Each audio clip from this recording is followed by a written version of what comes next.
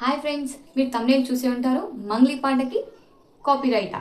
Yes, Mangli పాటకి, అది కూడా ఫేమస్ పాటకే, చాలా పాపులర్ అయిన పాటకే కాపీరైట్ అండి. అదే పాటో నేను చెప్తాను. ఈ వీడియో ఫస్ట్ టైం చూస్తున్న వాళ్ళు లైక్ చేసి సబ్స్క్రైబ్ చేసుకోండి. ఇలాంటివెన్నో విషయాలు మీ ముందుకు రావాలంటే సబ్స్క్రైబ్ చేసుకోండి, ఓకేనా? నెక్స్ట్ పాయింట్కి వచ్చేసి, మంగ్లీ పాటకి కాపీరైటా? అది కూడా స్టార్ సింగర్. ఆవిడ చాలా ఎదిగిపోయారు, ఆవిడ మంచి పేరు తెచ్చుకున్నారు. అది కూడా ఆమె పాడిన ఎంతో ఫేమస్ పాట, అదేదో కూడా చెప్తాను. నేను చిన్న ఫంక్షన్లో డ్యాన్స్ చేస్తున్నానండి. అదే సాంగ్కి నేను డ్యాన్స్ చేస్తున్నాను. ఆ షార్ట్ బాగా వచ్చింది. నేను 5 మెంబర్స్ కలిసి డ్యాన్స్ చేస్తున్నాము.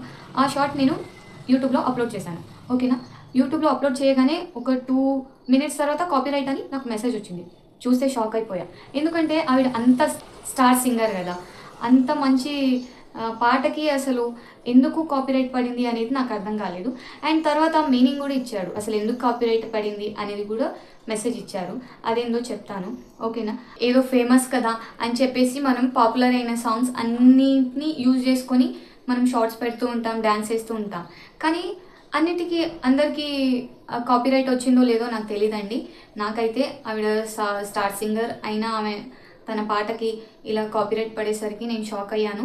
అదే తను పాడింది కదా, ధిమి ధిమి నా జరా ధిమి నాజ్ అనే సాంగ్కి కాపీరైట్ పడింది.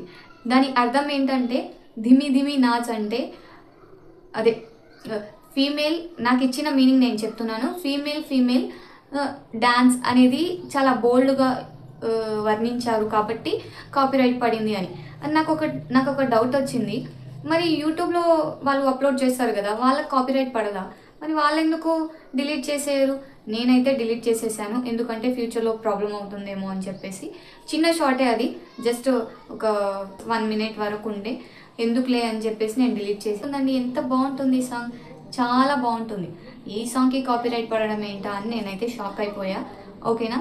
ఈ సాంగ్ మీరు ఎక్కడన్నా వింటే ఒకవేళ వాళ్ళకి ఒకసారి వాళ్ళ దగ్గర నుంచి కనుక్కోండి కాపీరైట్ పడలేదా అని చేశాను.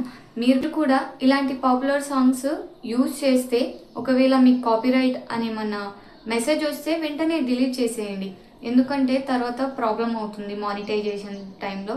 కాబట్టి వెంటనే మనం డిలీట్ చేస్తేనే మంచిది, ఓకే? ఎందుకంటే స్టార్ సింగర్ మంగ్లీ గారి పాటకే కాపీరైట్, అలాంటిది మనం ఎంత చెప్పండి. సో మీరు వీడియో అప్లోడ్ చేసే ముందు చూసుకొని జాగ్రత్తగా అప్లోడ్ చేయండి, ఓకేనా? మెయిన్గా యూట్యూబ్ క్రియేటర్స్ మీరు ఈ విషయం గురించి ఆలోచించాలి, ఓకేనా? బాయ్ ఫ్రెండ్స్, ఈ వీడియో మీకు నచ్చినట్టయితే లైక్ చేసి సబ్స్క్రైబ్ చేసుకోవడం మర్చిపోవద్దు, ఓకేనా? బాయ్.